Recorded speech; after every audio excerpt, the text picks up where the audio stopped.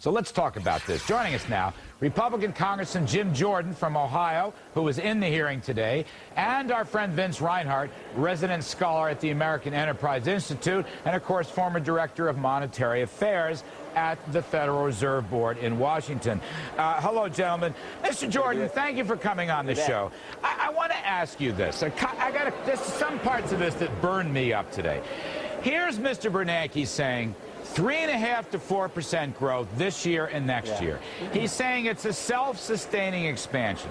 But when you and Jeb Hensarling and others asked him about cutting spending, he said, not in the short run, only in the medium term. Now, if not in the short run, with the sustaining expansion, when are we going to cut spending? You know, it's like everybody in Washington has an excuse not to cut spending. This guy just said the economy is strong, the private sector has the ball, and yet he's telling you, don't do it in the short run. That lets you all off the hook. That lets the White House off the hook. What is up with this? What is up with this? If not now, when? I mean, if not when, you got a $13 trillion debt, you got a $1.4 trillion deficit. Within a couple years, we'll be paying $1 billion a day just to sustain, just to serve the, the interest, just to service the debt. So if not now, when? On one hand, he says it's unsustainable, which is true. I mean, everyone in America understands the budget path we're on is unsustainable. Everyone except the Democrat Congress and this administration. So on one hand, he says it's unsustainable, but then he doesn't want us to cut spending. So I offered, in the committee, I said, look, we introduced a balanced budget. The conservative members of the House introduced a balanced budget 2 weeks ago.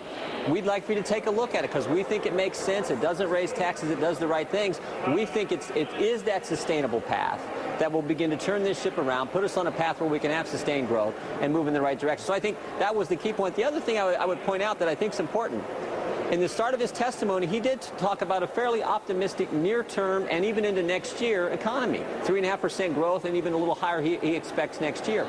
But what he doesn't really seem to take into account, in my opinion, is the tax increases that are going to kick in next year. Top marginal rates are going to go up. Dividends are going to go up. The capital gains tax rates. Art Laffer has a great column earlier this week in the Journal where he talks about the simple truth in economics, that government policies influence people's behavior. And people will defer income or take income depending on what is coming and what kind of government policies are in place.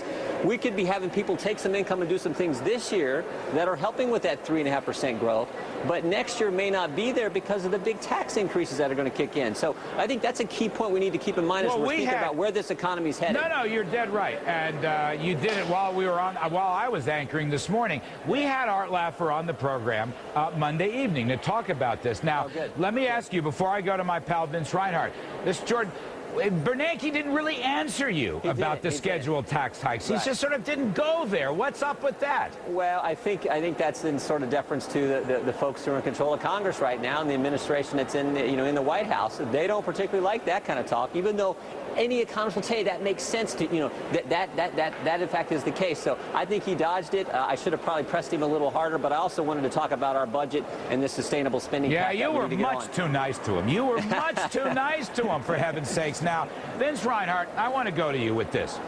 If the economy is growing at 3.5% to 4%, if it's a self-sustaining expansion, as Bernanke described today, that was his word, if the private sector is running with the ball, the Beige Book came out pretty strong today. Why didn't he come out and say now is the time to go to work on this outrageous budget deficit and debt creation? Because, Vince, here's how a Fed chairman could operate. There's a $200 billion phony stimulus bill for even more spending on the table. That stuff will be built into the current services baseline for the next 100 years, Vince.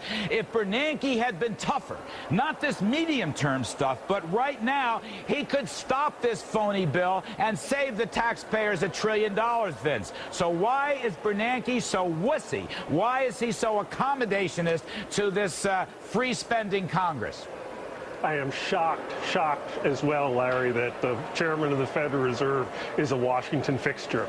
The fact is... Well, Greenspan used to, in his heyday, Greenspan used to give him hell. And Paul Volcker used to give him hell. Now, come on. Fed chairmen have an obligation because it affects the economy, Vince.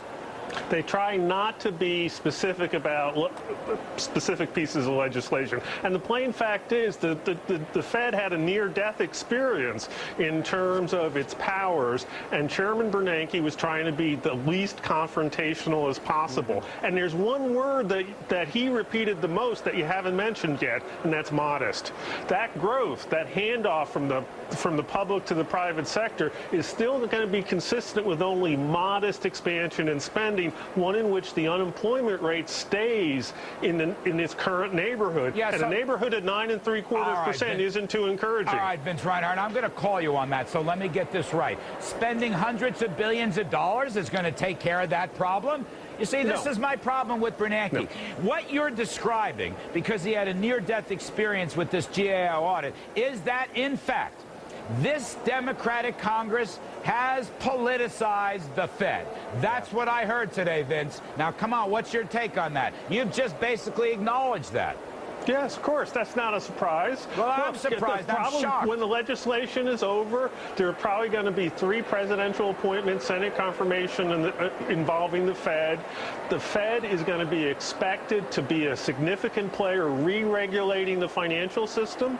The Fed is politicized.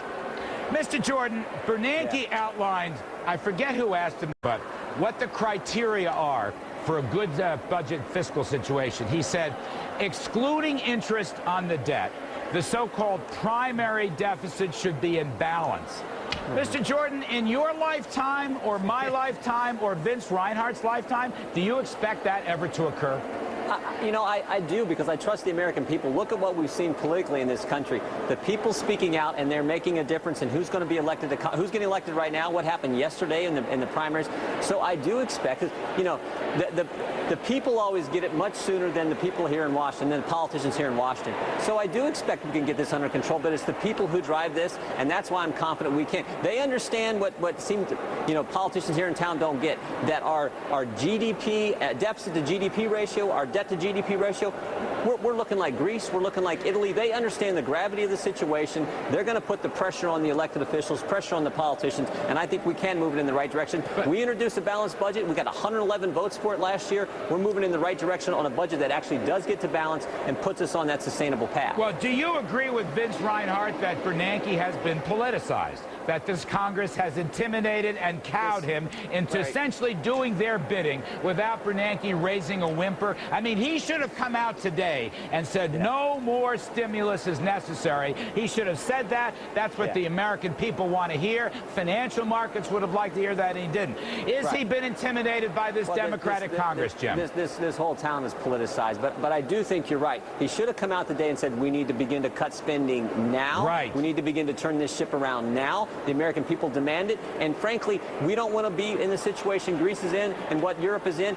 And as I pointed out, our deficit to GDP, our debt to GDP ratios are looking very similar to those. So he should have been clear about that and said, instead he talked about this unsustainable, talked in broad terms. He should have been more specific, said we need to cut spending. That's why I said, take a look at our budget. It does the right things. Vince Reinhart, Bernanke said he didn't understand why the gold price has been skyrocketing.